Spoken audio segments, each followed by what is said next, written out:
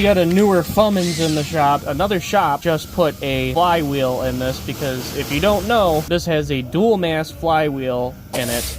And the rings where the starter engages, they tend to fall off. It got to our shop with the complaint that it was grinding. Put our bore scope up there. There's the starter housing. There's the ring. See, there are two pieces right there. Here's your hardware loose. You have to put Loctite on these. Here's the big one. Your flywheel is here. Torque converter is here. Here's mounting parts. You can see that this completely broke in half.